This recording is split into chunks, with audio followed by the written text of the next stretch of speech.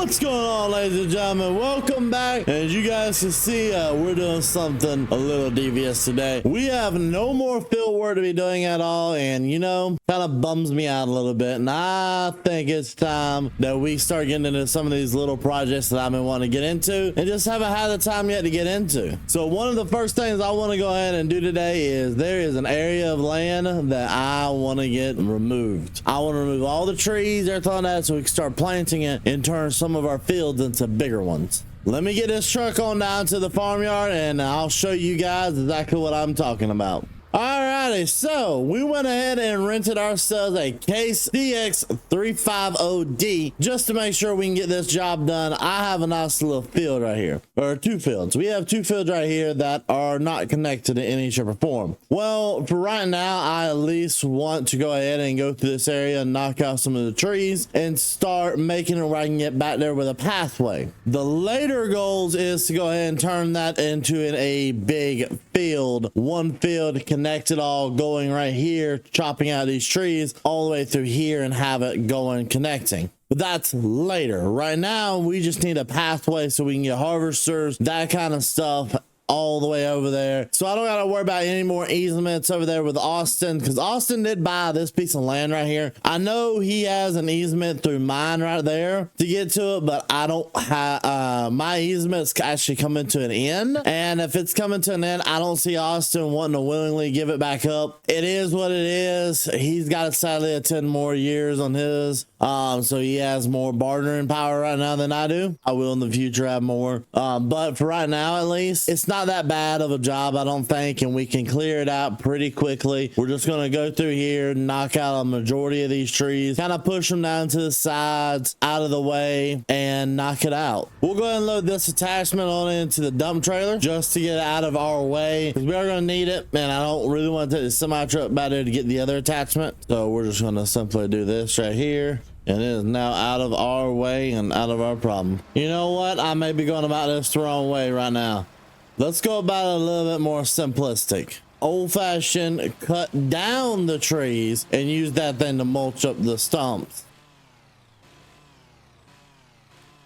Alrighty, even after going ahead and renting a dozer for another $1,000, we're gonna start using this dozer right here to start clearing out the area, kind of push these trees up into the tree line a little bit better, because this is going to be where we are in fact going to go ahead and start using as our path this year. You know, this might be a small dozer, but it definitely got some horsepower. It's a D36 right here, absolute beast of a machine, and you know what, it's actually doing a pretty good job clearing up these trees. So we went in and cut down all these trees. It's just now getting them all pushed over out of the way is our main task that we got to do right now, because if we don't have them out of the way, we are going to have a terrible time this year. There we go. We'll go ahead and push this one out as well. Just a simple push and heave and a hoe over there, and we've almost got this place looking good enough to start taking combines through. So, all right, now what we're really going to be doing now is we got to go through here and start taking a wood chipper or something like that to all these here stumps. Get rid of stumps, then I plan to take some kind of tillage and get rid of all these here bushes. There we go. Go ahead and get the bat wing hooked up to this tractor. This old tractor, we're going to actually put this thing into use today. It's been a while since we've been able to use it, but today is a better day than none. We're going to take this on over here to the area where we've been working at and go ahead and start getting rid of all them bushes and stuff like that in the area, so we can really see what kind of work we're doing and make sure that we're doing the best job possible. So the path is kind of clear now. We got the old King farm over here. Got it knocked out pretty well. There are a couple things here and there that I've started to notice that are going to be problems later down in the future. And a lot of them have to do with just the ground and the terraform of it. It's all really small and it's not going to be fun to deal with. There we go. May have took a little bit longer than I wanted it to and got all these stumps here removed out of this area, but we at least have a reliable pathway to be able to get our combines and stuff like that in and out of here. I'm going to use that machine here in a second to start really going at it. And just over the next few months, we're going to start using these machines a little bit more to really start knocking out some ground here and there. The goal is to kind of knock out as much of this ground as we can, kind of knock it back, until realistically we have ourselves us one giant field available so that we can just start doing that field instead of two separate small fields, and that'll turn into way more money than what we're currently getting. But part of that, we need to go ahead and knock out more of this here, knock out the last little bit of mulching, because we want to make sure we have the best clean room to get up here that we can. Voila, a nice, neat, organized path, plenty of room to start going out that direction with it. So we'll take this on back to the main farmyard, and we got to go return that semi truck to Uncle Buck. Well, I actually just got a phone call. My dealer man, Buck, has told me he's over there at the dealership today. So I'm actually going to run this tractor back over there and kind of see what we can get done. I may end up buying it depending on the price. I may not. I need to make sure I use some Andy Clean though, because if I don't, Buck will be mad as fire with me. He told me just come on, stop by, that he wants to go ahead and figure out everything. So I'm going to head on over there, at least go over there and let him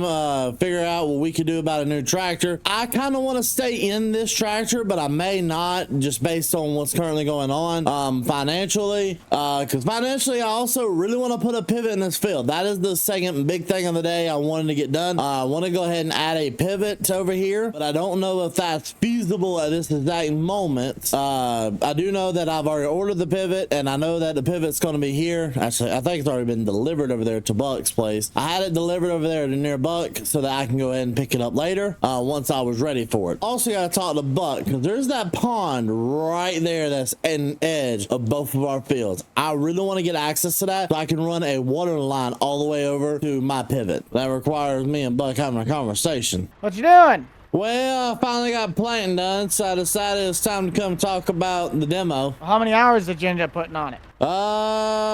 50. Okay, now let's see. My original price that I had on that was $357,000. Are you thinking about leasing it or purchasing it? Because I think we said it's 20 grand to lease it. 20 grand to lease it. No, 20 grand was the 370. This one I think was about 15 to 17. Yeah. Did you get any other tractors in by any chance? No, nothing off the top of my head. The only one that I have that would be closer to that price range is still that 240 or 280. I'm gonna have to go with leasing this year because it's just too expensive for me to purchase outright right now, especially with me needing a new combine as well this year. What's the budget on the combines? Because I got a 770 down there, and that's 235,000. Can I see it real fast? Yeah, it's the furthest one down on the lot. Let me grab the gator, unless you just want to run down here. So do you.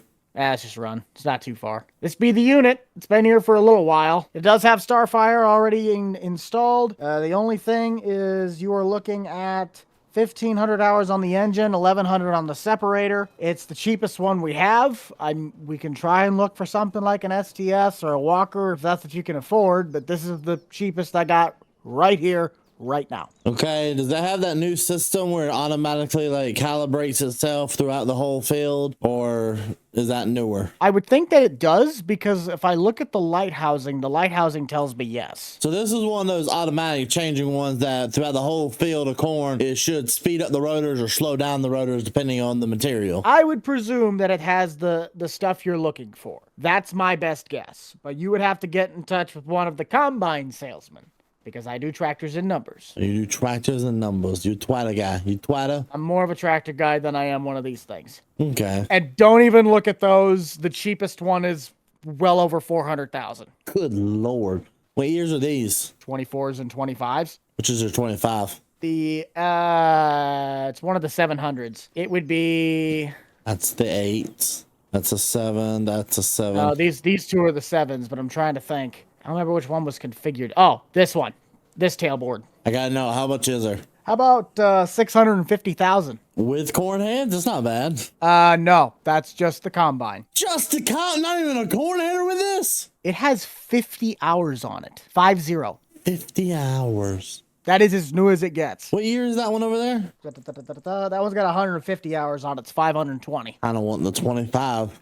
I don't know what's wrong with me. What are you going to do with a $650,000 combine? Be harvesting in style. You just told me that you can't even hardly afford a lease on a $15,000 for a tractor. No, that's crazy. I can afford the lease. I can also afford the payments on this. I definitely know one thing. I hear the word finance coming up. Is anybody looking at buying it yet? Or do I have time still? You have plenty of time. All right. Buddy, you're looking at almost 40 grand.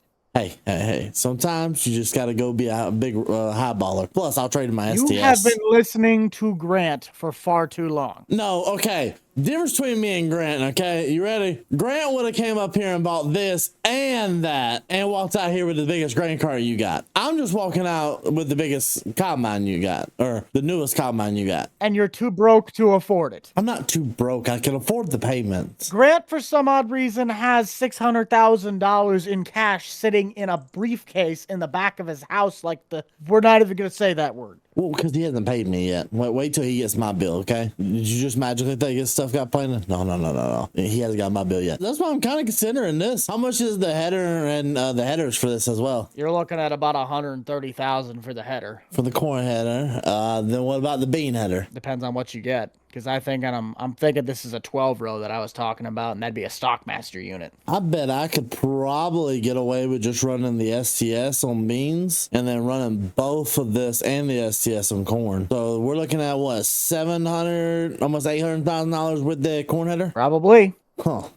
I need to go convince the wife. May your life have mercy on your soul. Yeah, I know. I'm definitely going to need it. But let's definitely do the lease on the other tractor for right now, because if nothing else, even if I don't buy a new combine this year, I am going to at least come back at the end of the year and give you that tractor back and figure out next year's tractor and buy it in full. Okay, then let's get that paperwork situated. Oh, also I need to buy that front weight for it. Ooh, that's right. Well, we'll have to have that in the shop, so you might have to take the combine home. But we can do... Well, no, we agreed on a, what's it called? One of those quick attach ones. Oh, that's right. Let me just do a quick, totally not buy one, check in the back, and see if we have it in the shop. Oh, okay. Yes, we definitely did have it. It was so light and fluffy. It's just amazing. It was sitting on the shelf.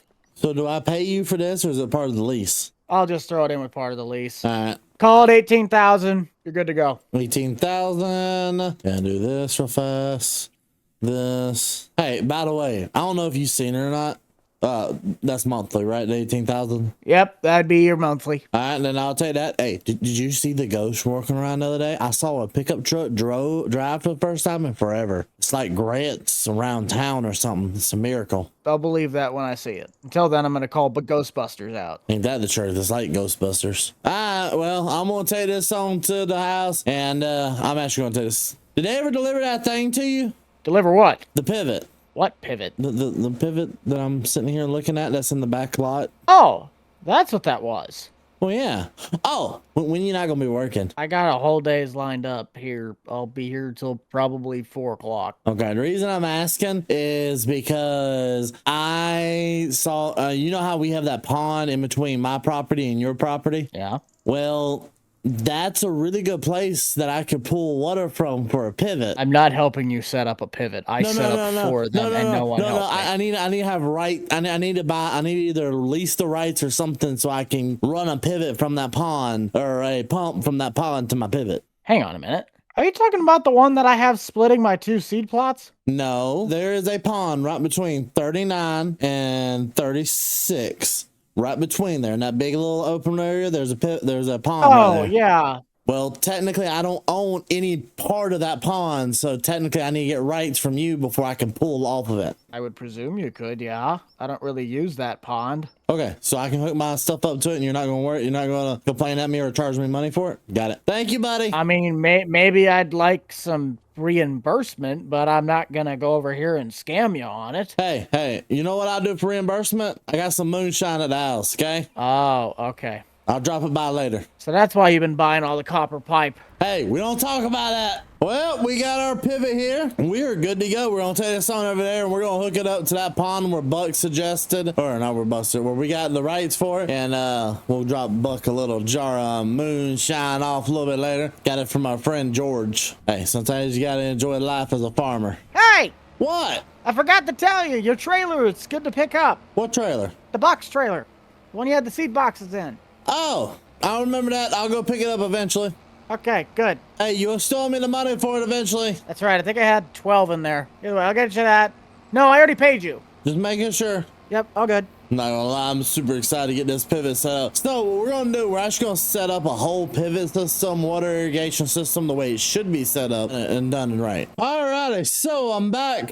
Finally got back from lunch, gone ahead and did a couple things. I actually need to call Buck because I need to see if I can borrow his tillage piece of equipment. So I'm gonna give him a quick little call because I don't have anything that's gonna rip down deep. All right, let's give him a call. Hello. Hey, Buck, you still got that piece of tillage equipment over there at your farm? Which one? The vertical till? No, the ripper. You are going to like me even more than you already probably do. Okay. It's not at my farm, but have you seen that new shed site that was built just north of your place? Yeah, I've seen that sucker. It's tucked right up against the grain bin. Oh, you telling me it's that close to? Oh, I shouldn't even called you. Should have went over there first and checked. No, just cross the railroad tracks. Be careful because it dives hard right into the tree line, and then you S-curve around and you can get right to the shed. All right, I'll borrow, if you don't mind me borrowing it, because I need to be able to dig a path so I know where to dig for the new water lines going down for the pivot. Nope, go right ahead. It's just going to sit there until tillage season. All right, if I break any points on the ripper, I'll remember to place them. That's fine. All right, let me go run over there, grab it. I'll return it, and I'll send you a text whenever I return it, bud. All right. So I do know that this is, in fact, a new little thing that Buck's been working on. I haven't really seen much. Seen a couple of the videos on it, and kind of like the idea. He did an amazing, a good idea with this. And I got to give the man credit. It absolutely does look good. All right, he said his ripper. Oh, perfect. Don't even got to go that far to get the ripper from him. And the best part is, don't even got to buy one either. Because I really am trying my best to stay out of the vertical tillage or the ripper tillage. I know last year we rented our tillage last year. We're probably going to do the same thing this year. We love our tillage as it is. But sometimes you got to make a call. So mainly what we're going to do with this right here, we're using this right here to mainly make paths of where exactly we want the lines for the water to go. On top of that, we also need to dig near the pond itself and put in a little bit of like an extra water buffer or refiller of some sort so that we can get from the water table, pull the water up and put it into the pond to make sure that we keep the pond supplied. I will be so happy when this grass patch grows in and I can actually see where I'm driving. It'll be so much better. So what we're gonna do is turn that on and start ripping the path out. So with these, you want to go about as smooth as bends as you possibly can through this whole ripping section. And what this does is it makes the dirt a lot easier to work through. We're not working through all the grass. Everything on that also shows us a nice, good, clean line to work with. And we're also going to go ahead and pull it right on up